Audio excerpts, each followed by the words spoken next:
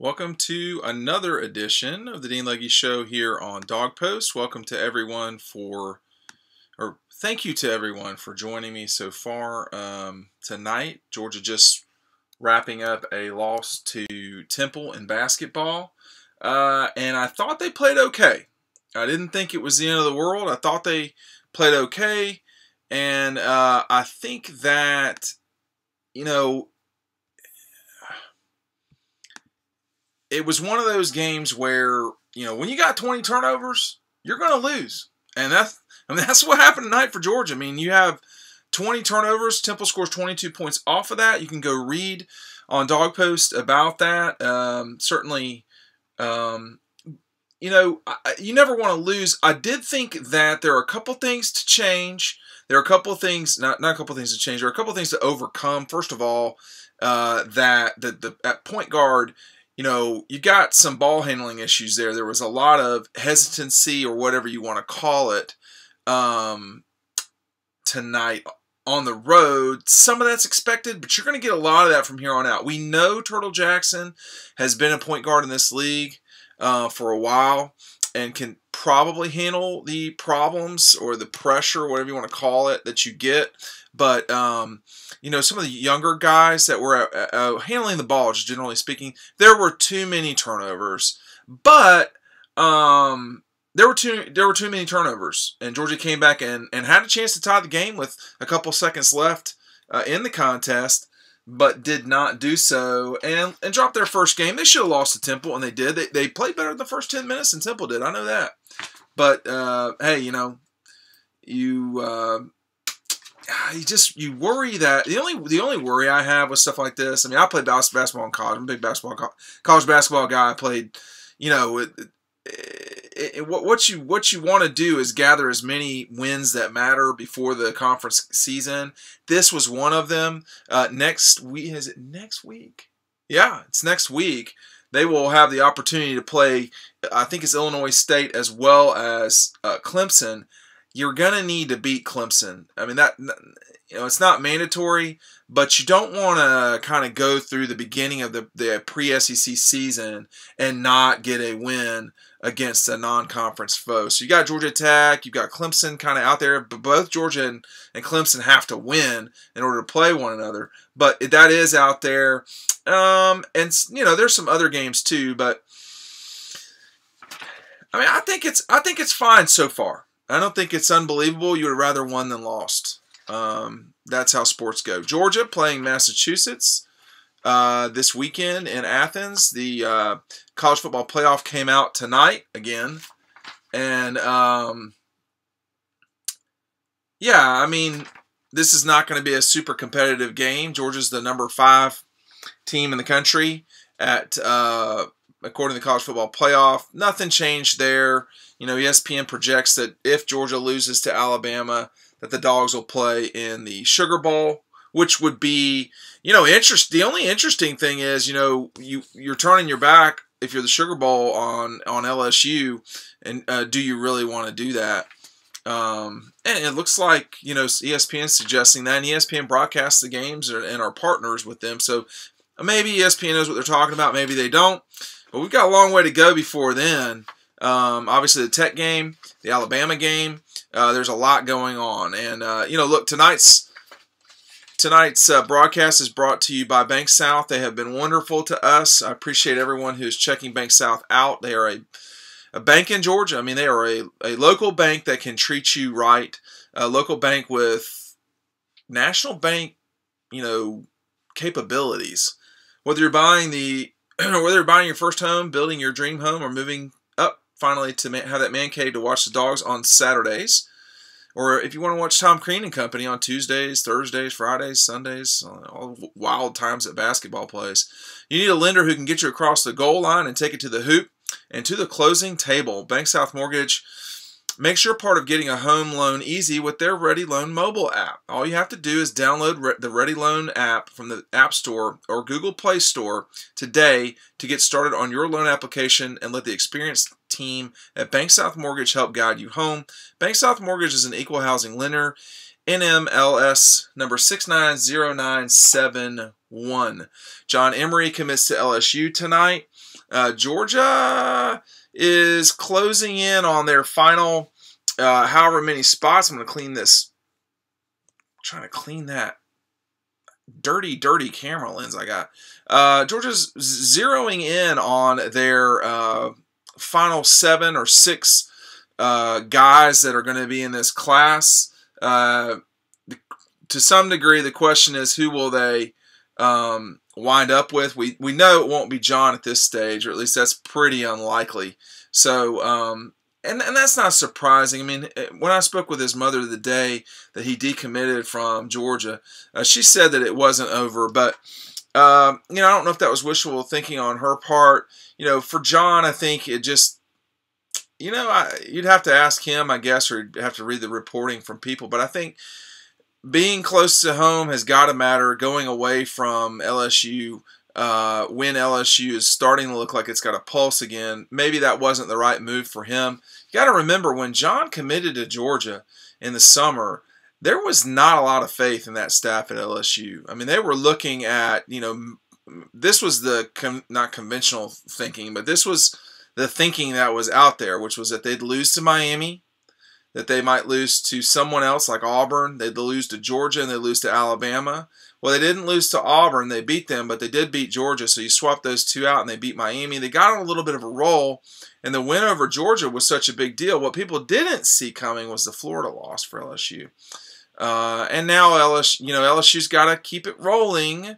They can't, fall off. I don't think it'll affect John, but you can't fall off here right at the end and have one of those sort of characteristic losses. But that's neither here nor there. For Georgia is one of the few programs in the country that controls its own destiny. I mean, Clemson does. I think Notre Dame does. Certainly Georgia, Alabama, Clemson, Notre Dame. Does Michigan? I mean, if Georgia wins the SEC championship game, which is not out of the realm of possibility at all, what happens then? I mean, does Alabama get in for sure? I mean, Georgia gets in that scenario. Does Alabama get in for sure? What happens if Northwestern upsets Michigan, or Clemson somehow loses one of these last 3 games? Clemson's not probably gonna lose, but they're playing, of the teams. They don't have UMass on their schedule. They've got Duke, a team that's not great but has players. They've got South Carolina after that. You can say whatever you want to about South Carolina. And then they'll have probably Pittsburgh, another team with warm bodies. So they have the least challenging path, but they have warm bodies in front of them. I guess that's probably the best way to put it.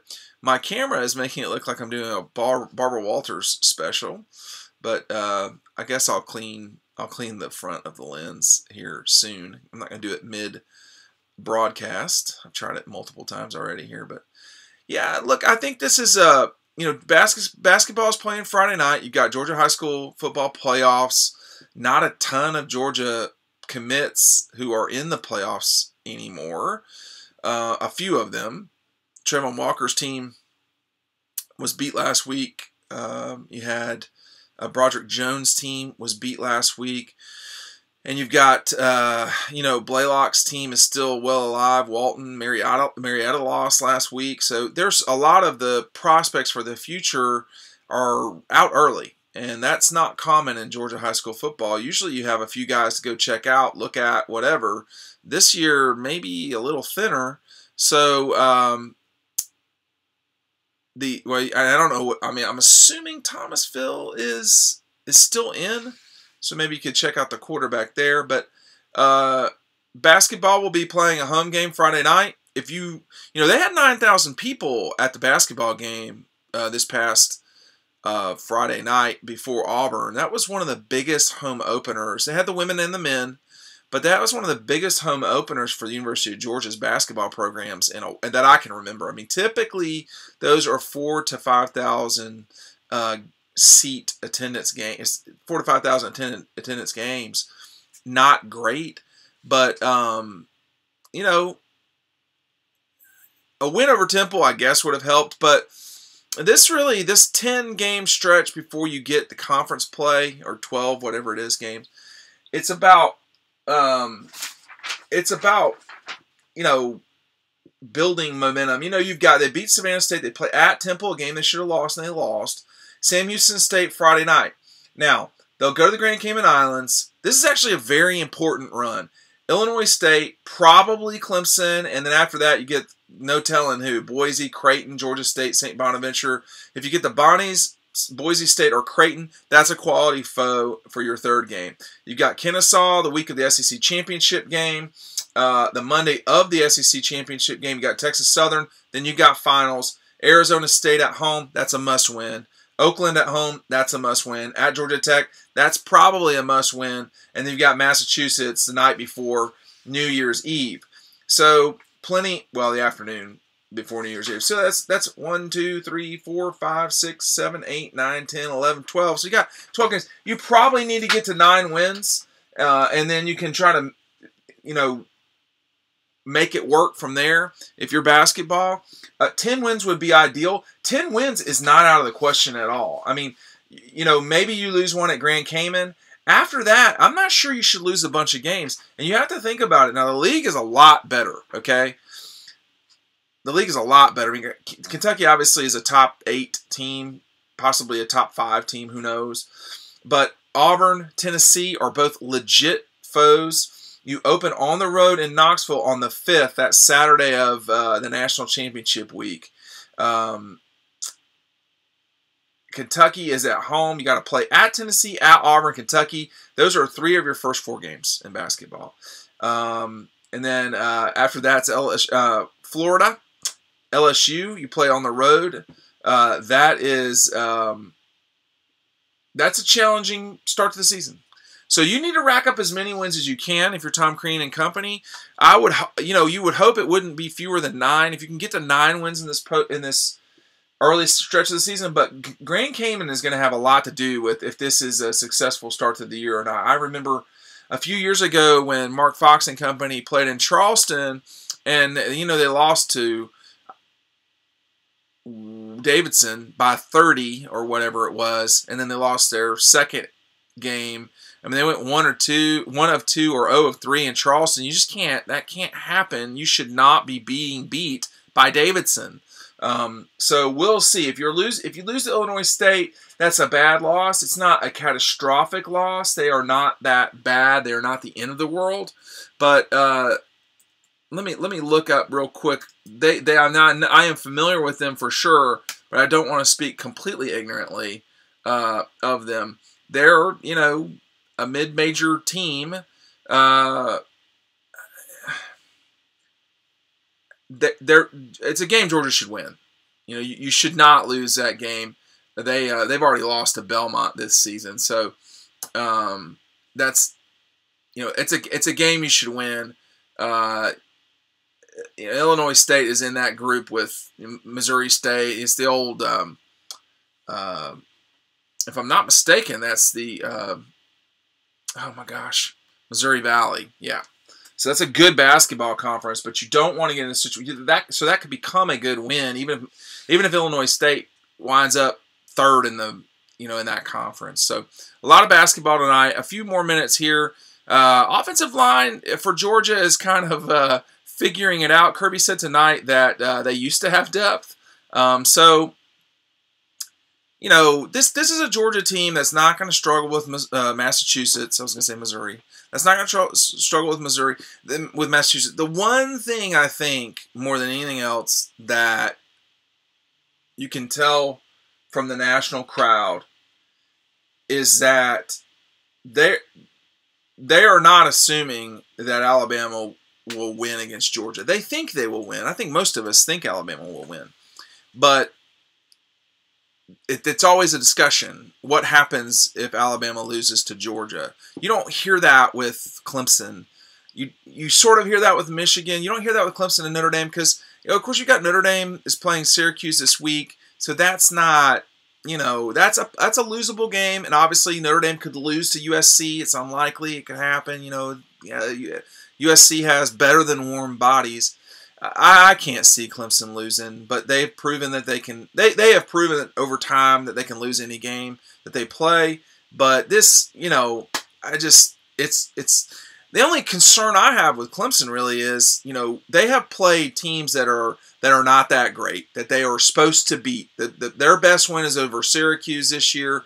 They haven't been tested the way sort of an SEC team would, or really, certainly an SEC team. I'm not going to make an argument that the ACC is much worse than the Big 12, and maybe not be. It's worse than the Big 10, but it's not a lot worse. It's probably better than the Pac 12. Yeah, it probably is. So, Clemson's not. They're going to play two SEC teams, two mid-level SEC teams. They escaped Texas A&M. So it does make you kind of wonder, what would these guys be like in a one-game scenario against Florida, Kentucky? I mean, they'd beat Kentucky, I would think. I would think they would beat Florida. They'd probably be favored slightly against Georgia. We'll see. But it would be interesting to see what would happen to them if they played LSU at home and then played at Auburn or something like that. So you don't know what you don't know, and they can't help what conference they're in. With all that said, I said all that to say this: it's just hard to see them losing, even with their head coach's ability to stumble his foot at any moment in a big game or in a not big game. I don't know. There's radio. I have to go get it.